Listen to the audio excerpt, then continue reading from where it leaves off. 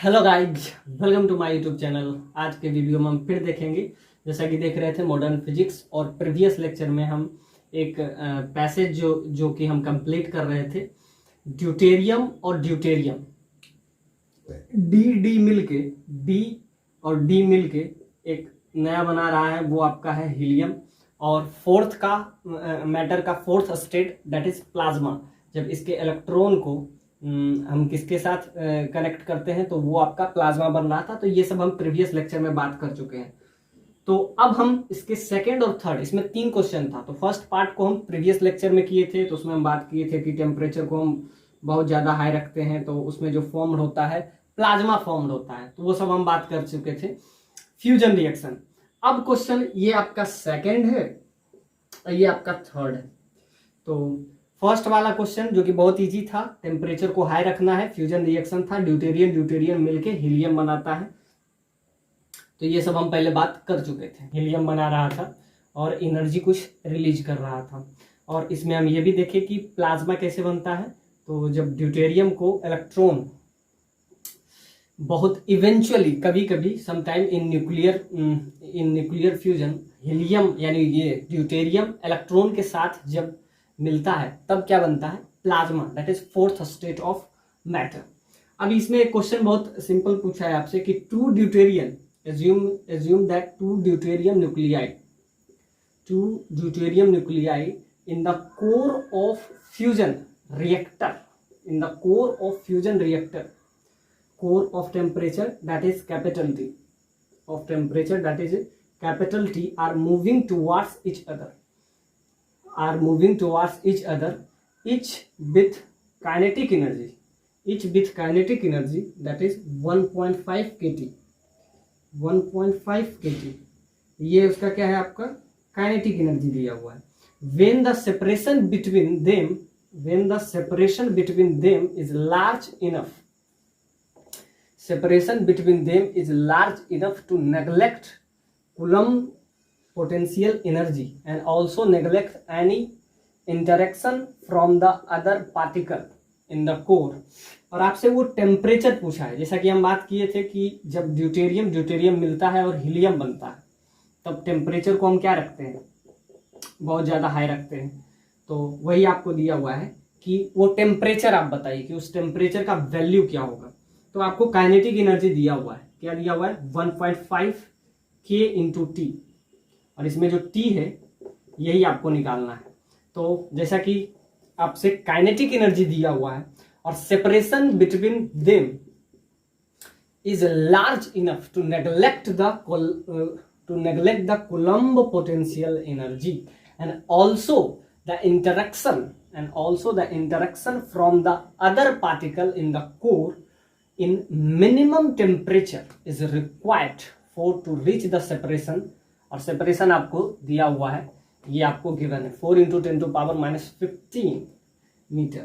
तो आपसे ये टेम्परेचर का वैल्यू पूछा है। तो अब तक हम क्या देखें इस पैसेज में, तो ड्यूटेरियम जो कि हाइड्रोजन का आइसोटोप है, वो 2 ड्यूटेरियम मिलके एक हीलियम बनाता है और इस रिएक्शन को हम क्या कहते हैं, फ्यूजन रिएक्शन।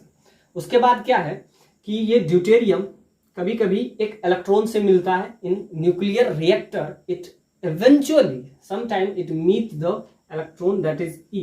अब इलेक्ट्रॉन के साथ ये मिलके क्या बनाता है, तो ये बनाता था आपका प्लाज्मा। और प्लाज्मा जो है उसमें हम क्या देखे थे, हीट जो है बहुत ज्यादा हाई की जरूरत पड़ती है। तो वही आपसे पूछ रहा है कि वो जो हीट है वो आप बताइए, वही आपको दिया हुआ है। Assume the two deuterium nuclei in the core of fusion reactor core temperature that is capital T are moving towards each other and each of kinetic energy that is 1.5 kT when the separation between them is large to enough to neglect the Coulomb potential energy। मतलब जो दोनों के बीच का जो separation है वही आपको दिया हुआ है कि दोनों के बीच का सेपरेशन है वो बहुत ज्यादा है, जिससे आप नेग्लेक्ट क्या कर सकते हैं, उसका पोटेंशियल काइनेटिक एनर्जी।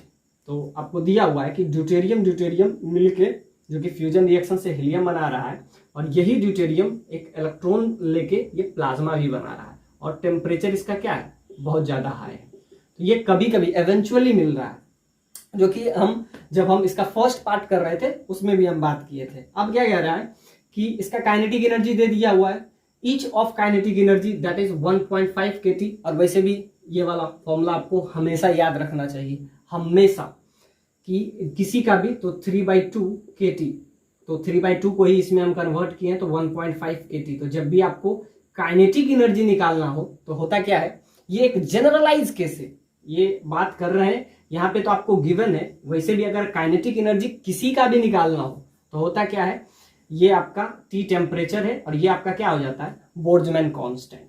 तो ये आपको K का वैल्यू जो कि आपको गिवन भी है और उसका वैल्यू इस टाइप से आपको गिवन भी है, तो इसका भी हम यूज इसमें करेंगे। तो जब भी किसी का काइनेटिक एनर्जी, तो ये जनरलाइज केस है 3/2 × kT, तो 3/2 को 1.5 में कन्वर्ट कर दिए, तो ये वैसे भी जनरलाइज केस। और इसमें आपको क्या है कि दोनों के बीच का जो सेपरेशन है वो बहुत ज्यादा लार्ज है, जिसके वजह से कूलम्ब पोटेंशियल एनर्जी को आप क्या कर सकते हैं, नेग्लेक्ट कर सकते हैं। तो आपसे इसमें टेम्परेचर चाहिए उसको और मिनिमम टेम्परेचर चाहिए। तो वापस से हर बार की तरह वही formula, loss in kinetic energy, loss in kinetic energy that is basically gain in potential energy, gain in potential energy, potential energy. और ये आपको गिवन था पैसेज में कि आप एनर्जी कंजर्वेशन यूज कर सकते हैं। तो loss in kinetic energy that is basically gain in potential energy. अब ध्यान से देखिए, काइनेटिक एनर्जी क्या है आपका 1.5, तो 1.5 K का वैल्यू, तो K का वैल्यू आपको दिया हुआ है, बस यहाँ पे वैल्यू पुट कर देंगे, तो 8.6 × 10⁻⁻5 electron volt divided by K, तो 1.5 K × T। तो यहां से अगर हम वैल्यू निकाल लें तो ये आपका आ जाएगा, K से K वैल्यू कैंसिलाइज हो जाएगा, ये आपका आ गया पोटेंशियल एनर्जी। तो ये आपका 1/4πε0 E × E। अब बीच का सेपरेशन जो कि आपको गिवन है, बीच का सेपरेशन ये आपको दिया हुआ है। और वैसे भी इलेक्ट्रॉन इलेक्ट्रॉन के बीच का सेपरेशन क्या होता है, 10⁻⁻15 ही होता है। तो ये आपको दिया हुआ है 4 × 10⁻⁻15, इसका स्क्वायर कर लेंगे। और ये आपका इतना K भी आपको दिया हुआ है, और K यहाँ पे वैसे भी बताए थे बोल्ट्जमैन कांस्टेंट है, तो यहाँ से K से K भी कैंसलाइज हो जाएगा और आपका वैल्यू क्या आ जाएगा, यहाँ से अगर हम वैल्यू T का निकालें, क्योंकि आपसे कह रहा है क्या मिनिमम टेम्परेचर हमको चाहिए। तो बेसिकली इसमें हम प्रिंसिपल ऑफ एनर्जी कंजर्वेशन हम यूज किए, एनर्जी कंजर्वेशन हम इसमें, एनर्जी कंजर्वेशन, तो एनर्जी कंजर्वेशन में क्या होता है, लॉस इन काइनेटिक एनर्जी, जो लॉस हो रहा है, टोटल एनर्जी क्या है, total mechanical energy, total energy यहाँ पे क्या है, कांस्टेंट है। तो जो इसमें लॉस हुआ वही तो इसमें गेन भी होगा ना, तो लॉस, तो यहाँ से काइनेटिक एनर्जी का फॉर्मूला आपको K का वैल्यू दिया हुआ था, बस वैल्यू यहाँ पे आप चिपका दीजिए। और यहाँ से एक ही अननोन है जो कि आपका T है, E का वैल्यू आप रख लीजिए, यहाँ भी इलेक्ट्रॉन वोल्ट है, तो यहाँ से एक E आपका कैंसलाइज हो जाएगा, और इसका वैल्यू आपको पता है। और वैसे भी इसका वैल्यू आपको डायरेक्ट दिया हुआ है, E²/4π, इसका वैल्यू आप डायरेक्ट रख लें, ये आपको वैल्यू डायरेक्ट दिया हुआ है। तो इसका वैल्यू हम अगर डायरेक्ट लिखें तो ये आपका कितना दिया, 1.44 × 10⁻⁹ इलेक्ट्रॉन वोल्ट। तो इसका वैल्यू डायरेक्ट लिख देंगे और इसका स्क्वायर करेंगे तो ये आपका 16 हो जाएगा, और ये आपका 10⁻⁻30 हो जाएगा। तो ये आपका आ गया। राइट साइड क्या है, इधर भी इलेक्ट्रॉन वोल्ट है, इधर भी इलेक्ट्रॉन वोल्ट है, कैंसलाइज हो जाएगा, और एक ही अननोन है आपका T, और T का वैल्यू यहाँ से आपको क्लियरली आ जाएगा। तो हम क्या किए, लॉस इन पोटेंशियल एनर्जी को गेन इन काइनेटिक एनर्जी, तो यहाँ से आपका क्या हो गया, ये आपका 3/2, तो 1.5 होगा। K का वैल्यू जो कि आपको गिवन था 8.6 × 10⁻⁵ electron volt by K into, यहाँ पे आपका क्या है K × T, तो यहाँ से K से K कैंसिल हो जाएगा, और ये वैल्यू किसके बराबर है, 1/4π, इसका वैल्यू डायरेक्ट ये वाला हम पुट कर देंगे, 1.44 × 10⁻⁹ इलेक्ट्रॉन वोल्ट डिवाइडेड बाय 16 10⁻⁻30। तो यहाँ से अगर वैल्यू आप देखें तो इलेक्ट्रॉन वोल्ट से इलेक्ट्रॉन वोल्ट कैंसिल, के से के कैंसिल, यहाँ पे एक ही अननोन आपका बच गया है, वो है आपका क्या, टी का वैल्यू। तो यहाँ से अगर हम वैल्यू निकाल लेते हैं तो यह 1.5 है, यह 1.44 है, तो इसको इससे कैंसलाइज कर लेते हैं और आपका वैल्यू क्या आ जाएगा, यहाँ से आपका वैल्यू आ जाएगा टी का। तो टी का वैल्यू तो ये आपका इधर डिवाइड में आ जाएगा, तो यहाँ पे आपका -4 बच जाएगा, ये चला गया, और ये आपका क्या आ जाएगा, वैल्यू आपका आ जाएगा तो 10⁻⁻, तो यहाँ से आपका वैल्यू आ जाएगा 30, तो ऊपर गया 10⁻26 आ जाएगा, यहाँ से वैल्यू 26 आ गया, और यहाँ से 1/8 है, तो यहाँ पर 1/16 है, और ये आपका क्या हो जाएगा, डिवाइड में चला जाएगा, तो यहाँ से कुछ ये वैल्यू आपका आ जाएगा। यहाँ पे ये r² नहीं होगा, सिर्फ r होगा। तो पोटेंशियल एनर्जी जैसे निकालते हैं तो 1/4πε0 E इंटू ई बाई बीच का सेपरेशन, जो कि आपको 4 इंटू 10⁻⁻15 दिया हुआ है। तो यहाँ r² नहीं होगा तो आपका क्या हो जाएगा, तो यहाँ पे हम क्या लिख लेंगे, तो ये आपका 4 होगा और ये आपका क्या हो जाएगा 10⁻⁻15। तो ये आपका आ गया।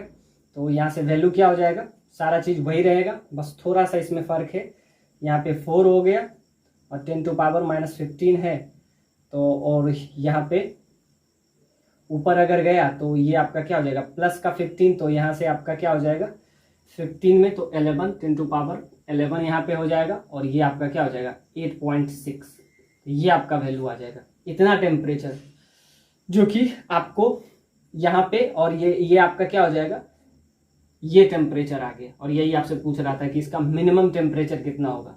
तो लॉस इन काइनेटिक एनर्जी में r² नहीं होगा, ये आपका पोटेंशियल एनर्जी है, तो क्या हो जाएगा 1/4πε0 E into e by r. तो ये आपका वैल्यू आ गया क्या, पोटेंशियल एनर्जी का।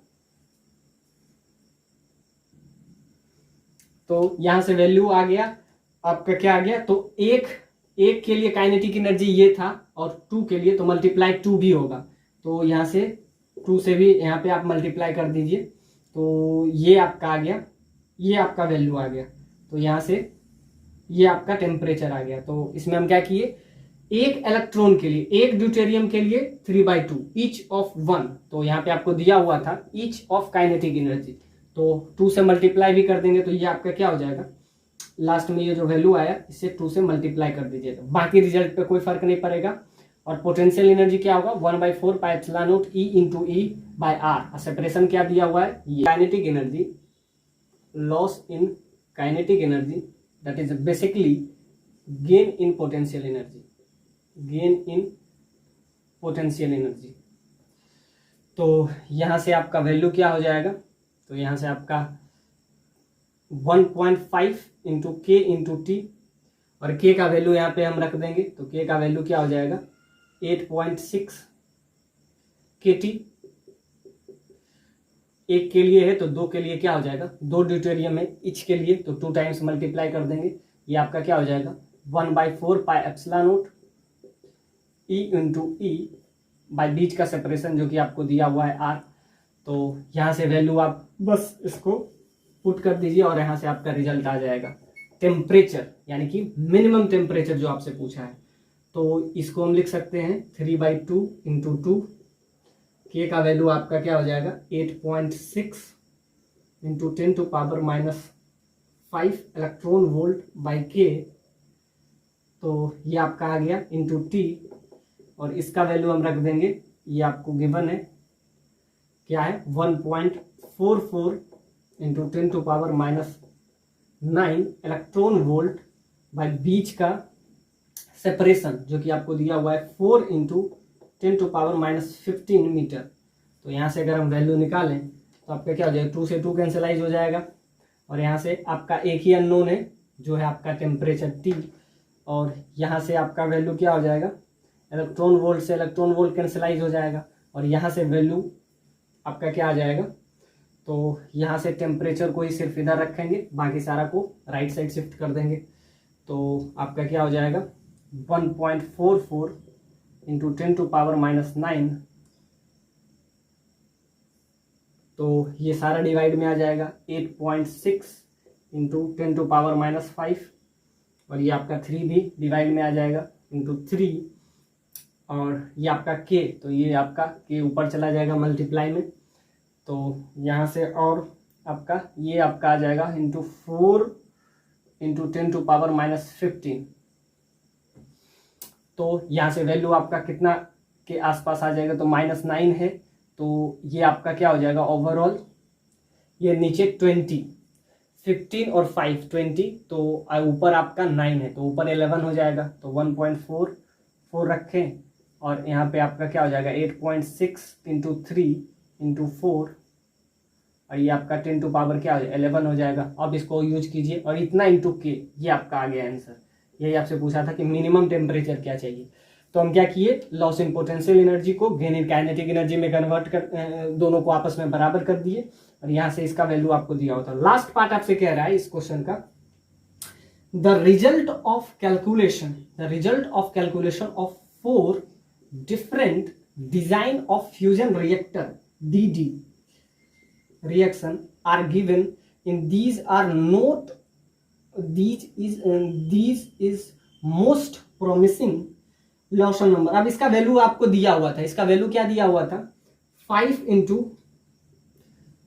10⁻14 पर क्यूबिक, जो कि आपको लॉसन कांस्टेंट का वैल्यू दिया हुआ था। और इससे क्या कह रहा है ग्रेटर देन, तो इससे आपको वैल्यू, लास्ट वाला पार्ट आपसे क्या कह रहा है, तो लास्ट वाला पार्ट कर रहा है कि result of calculation of 4 different design of fusion reactor DD यानी deuterium are given which is most promising Lawson constant.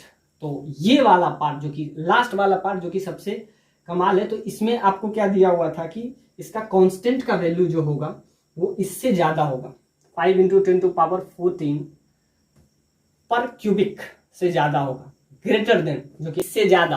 तो जो भी ऑप्शन में आप मल्टीप्लाई करें और उसका वैल्यू अगर इससे ज्यादा आ रहा है 5 इंटू 10⁻14 पर क्यूबिक से अगर ज्यादा वैल्यू आ रहा है, जो भी आपको गिवन है 4 ऑप्शन में, अगर दोनों को मल्टीप्लाई करें यानी n इंटू टी को अगर आपस में मल्टीप्लाई करें, n भी आपको दिया हुआ है, t भी आपको दिया हुआ है, दोनों को, t यहाँ टेम्परेचर है, n क्या है नंबर ऑफ वॉल्यूम, और ये पर यूनिट वॉल्यूम के लिए के हिसाब से आपको दिया हुआ है, और आंसर भी आपको पर यूनिट वॉल्यूम के हिसाब से ही पूछ रहा है। तो दोनों को आपस में मल्टीप्लाई करें, n t को अगर आपस में मल्टीप्लाई करें और उसका वैल्यू अगर इससे ज्यादा है, लास्ट वाला पार्ट बहुत इजी है, तो इससे अगर वैल्यू ज्यादा है, किससे वैल्यू ज्यादा है 5 इंटू 10⁻14, इससे अगर वैल्यू ज्यादा है तो क्या हो जाएगा सबसे ज्यादा। तो ये लास्ट वाला पार्ट बहुत इजी है, दोनों को आपस में मल्टीप्लाई करें, अगर इससे जो भी वैल्यू ज्यादा है वो ऑप्शन आपका हो जाएगा। तो ये जो फर्स्ट पार्ट, सेकेंड पार्ट जो कि जिसमें टेम्परेचर चाहिए था ज्यादा, और टेम्परेचर का वैल्यू आपका कितना के आसपास आ रहा है, तो 10⁻11 के आसपास आ रहा है। तो ये क्वेश्चन बहुत ही शानदार था, जो कि आपका पैसेज ये 2009 में ये क्वेश्चन पूछा गया था। तो अब तक हम सारे टाइप का प्रॉब्लम हम देख लिए, चाहे वो इंटीजर टाइप हो, मल्टीपल चॉइस हो, या कंप्रीहेंसिव टाइप हो, तो सारा हम इसमें कवर कर लिए हैं मॉडर्न फिजिक्स में। अब हम देखेंगे नेक्स्ट पैरा।